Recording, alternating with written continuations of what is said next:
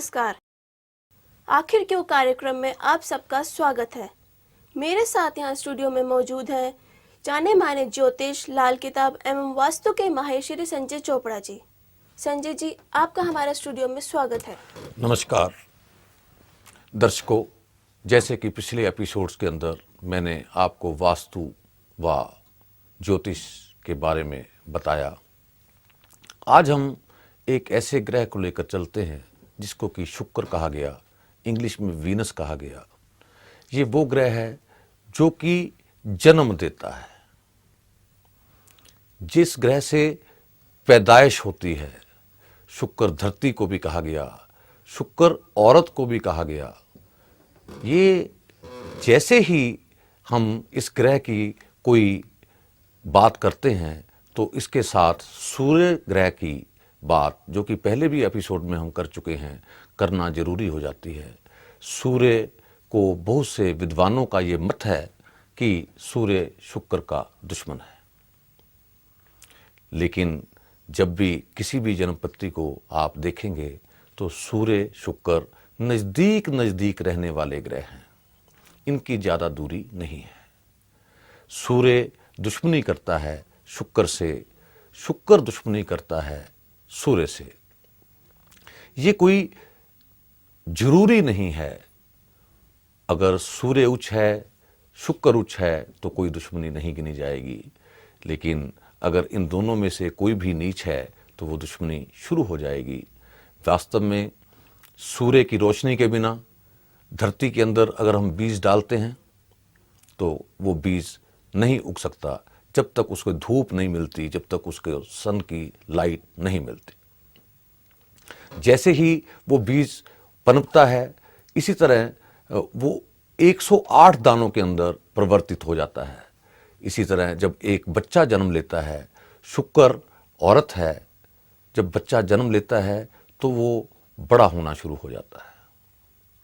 वो सूर्य व शुक्र, क्योंकि सूर्य एक मेल ग्रह है, शुक्र एक स्त्री ग्रह है, इन दोनों के मेल से ही बच्चा पैदा होता है, इनके बिना बच्चा पैदा नहीं हो सकता। जैसे ही बच्चा बड़ा होना शुरू होता है तो कुछ बच्चे माँ के लाडले हो जाते हैं, कुछ बच्चे अपने पिता के लाडले होते हैं, लेकिन वास्तविकता कुछ और है। वास्तविकता ये है कि जो बच्चा देखता है कि उसके डैडी उसको ज़्यादा प्यार करते हैं, बच्चा उसकी तरफ हो जाता है जो बच्चे को टॉफ़ी देता है, चॉकलेट देता है, उसका लाडला बन जाता है। बच्चा बड़ा होता है, जैसे ही वो तकरीबन 14-15 साल की उम्र में पहुंचता है, उस वक़्त तक वो अपनी माँ की, बाप की पूरे हुक्म को मानता है, लेकिन उस उम्र के आकर वो दूसरी तरफ आकर्षित हो जाता है। वो अपनी माँ को भूल जाता है, अपनी बहन को भूल जाता है, दूसरी लड़कियों की तरफ देखना शुरू करता है। माँ बाप देखते हैं कि इसकी आदतें क्या हैं, उसको देखते हुए धीरे धीरे जब वो उसकी उस उम्र में आता है कि ये कहीं गलत ना हो जाए, उसकी शादी कर देते हैं। फिर एक नए समाज की संरचना शुरू होती है, वो मियाँ बीबी इकट्ठे होते हैं। वो बच्चा अपनी माँ के आगोश से निकलकर अपनी बीबी के आगोश में चला जाता है। फिर वो बीबी की बातें ज़्यादा मानता है, माँ की बातें कम मानता है। इन चीज़ों को देखते हुए हम ये कहते हैं कि ये दुश्मन ग्रह पैदा हो गए। बेसिकली फिर उनके औलाद होती है, उसकी औलाद का भी वही सिस्टम चलता है, लेकिन आज के ज़माने में देखा गया कि लोग कम बच्चे पैदा करते हैं। 2 बच्चे होते हैं, लड़की की शादी हुई, लड़की मुंबई चली गई, लड़के की शादी हुई, लड़का फौरन चला गया, पीछे कौन बचा? वही पुराना सूर्य, वही पुराना शुक्र, दोनों ही एक दूसरे की केयर करते हैं। ये दूसरे के तरफ देखते रहते हैं, उसकी सेवा करते हैं। दुश्मन ग्रह होने के बावजूद भी इन दोनों का आपस में इतना मिलाप होता है कि इनका इन दोनों के बिना गुजारा ही नहीं होता। तो ये चीज़ें देखते हुए सूर्य व शुक्र की दुश्मनी को हमें ज़्यादा तवज्जो नहीं देनी है, उसके सरल उपाय करने हैं। शुक्र का इतना सरल उपाय है, जब भी हम गाय को खाने के लिए कोई चीज़ देते हैं तो शुक्र का उपाय हो जाता है। लाल किताब गाय को शुक्र की उपाधि देती है। हरे रंग की ज्वार शुक्र है। मुश्क कपूर शुक्र है। मुश्क कपूर को जलाना जोत के रूप में शुक्र की पूजा है। सूर्य शुक्र के उपाय क्या हो सकते हैं? सूर्य के उपाय पिछले एपिसोडों में बता चुका हूं, फिर भी दोबारा रिपीट करते हैं। गुड़ चलते पानी में बहाना। हाँ जी, तो ये आपने सुना श्री संजय चोपड़ा जी को। अब समय हो चला है उन लोगों से मिलने का जिन्होंने संजय जी द्वारा बताए हुए सरल उपाय करके आश्चर्यजनक लाभ अर्जित किया। Myself Meenu Singla from Chandigarh. मैं एक हाउसवाइफ हूँ। हम संजय चोपड़ा को बहुत ही 10 सालों से जानते हैं। ये बहुत ही अच्छे एस्ट्रोलॉजर हैं और बहुत ही अच्छी इंटेलिजेंट ट्रिक्स देते हैं जो कि मेरी शादीशुदा ज़िंदगी में बहुत कामयाब रही हैं और मैंने उनसे बहुत लाभ उठाया है। I am very thankful to him. ਹਾਂਜੀ ਪ੍ਰਵੇਸ਼ ਛਾਬੜਾ ਪੰਚਕੂਲਾ ਦਾ ਰਹਿਣ ਵਾਲਾ। ਪਿਛਲੇ ਕਾਫੀ ਟਾਈਮ ਤੋਂ ਮੈਂ ਚੋਪੜਾ ਜੀ ਦੇ ਨਾਲ ਟੱਚ ਹਾਂ। ਮੈਂ ਆਪਣੇ ਘਰ ਦੇ ਵਿੱਚ ਸੋ ਨਹੀਂ ਸੀ ਪਾਉਂਦਾ। ਚੋਪੜਾ ਜੀ ਤੋਂ ਵਾਸਤੂ ਕਰਾਇਆ ਤਾਂ ਉਸ ਦਿਨ ਤੋਂ ਬਾਅਦ ਮੈਂ ਬਹੁਤ ਜ਼ਿਆਦਾ ਸੈਟੀਸਫਾਈਡ ਹਾਂ। तो जैसे कि दर्शकों हम बात कर रहे थे, शुक्र का आसान उपाय ज्वार चलते पानी में डालना, मुश्कपूर जोत के रूप में घर में जलाना। एक और भी बड़ा सरल उपाय है, गाय को हरा घास खिलाना। एक और भी बड़ा सरल उपाय है, दही भी शुक्र की वस्तु है, दही धर्म स्थान पर देना। हमने आमतौर पर देखा कि कुछ लोग शिवलिंग के ऊपर दूध चढ़ाते हैं, कुछ लोग शिवलिंग के ऊपर दही चढ़ाते हैं।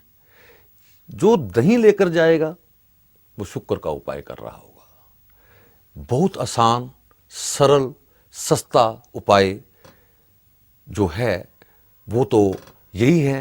अदरवाइज हॉरोस्कोप के मुताबिक शुक्र के उपाय उसके घरों को देखते हुए बताए जा सकते हैं। जैसे कि आलू भी शुक्र है। जो भी वनस्पति जिसका बीज वो खुद है वो शुक्र है। आलू को भूमि में दबा दो, आलू पैदा हो जाएगा। ऐसी चीजें बताते हुए हम थोड़ा आज आपको वास्तु की तरफ लेकर चलेंगे। पिछले एपिसोडों में मैंने आपको उत्तर व पूर्व के बारे में बताया। आज हम इन दोनों के बीच की दिशा, जिसे कि पूर्व उत्तर कहा गया, उसके बारे में बताएंगे। ये जो पूर्व और उत्तर की दिशा है ये इतनी ज्यादा शुद्ध है कि इसे धर्म स्थान कहा गया। घर का मंदिर वहां बना सकते हैं,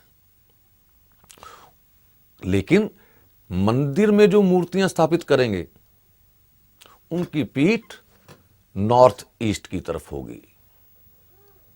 जब हम उनकी पूजा करेंगे तो हमारा मुंह मूर्ति की तरफ होगा, हमारा मुंह नॉर्थ ईस्ट की तरफ होगा। घर का नॉर्थ ईस्ट पूर्णता साफ होना चाहिए, उसमें मंदिर होना चाहिए, उसके अंदर किसी तरह का भी टॉयलेट या किचन बनाना खतरनाक होता है। किचन बनाएंगे सेहत खराब हो जाएगी, लैट्रिन बाथ बनाएंगे क्या होगा, समृद्धि खत्म होती जाएगी, इज्जत खत्म होती जाएगी।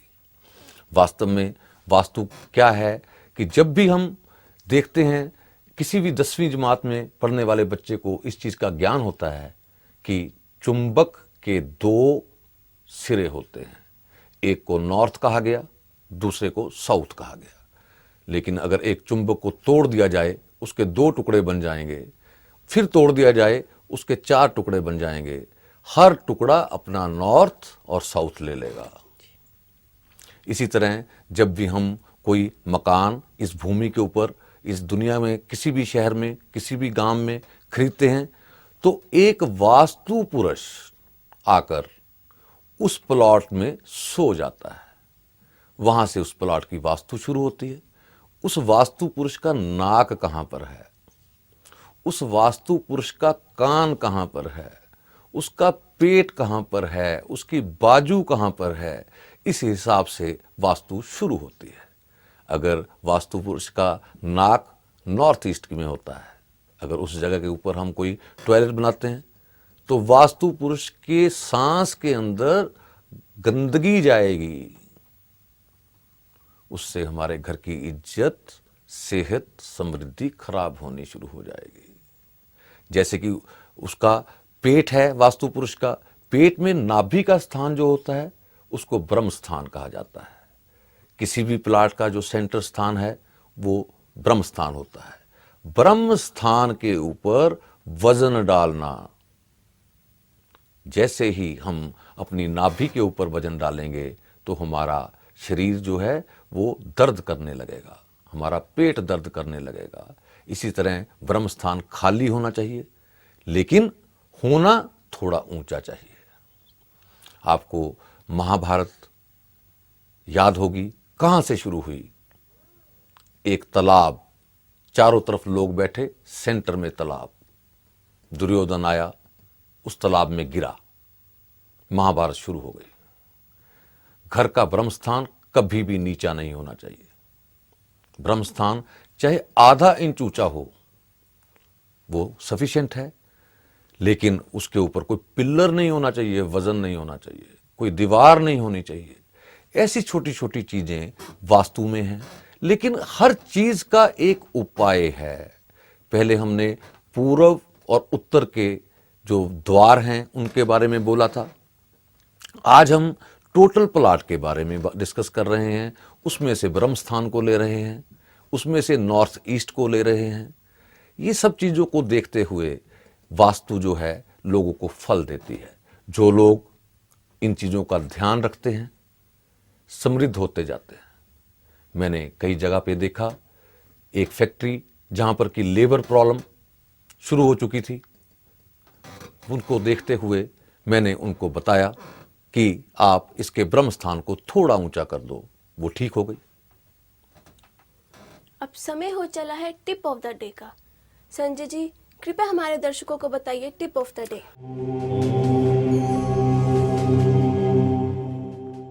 बेसिकली हम जिस ग्रह के बारे में बोल रहे थे, शुक्र, उसी का टिप है कि हमें कभी कभी शुक्रवार के दिन दही धर्म स्थान पर देना चाहिए।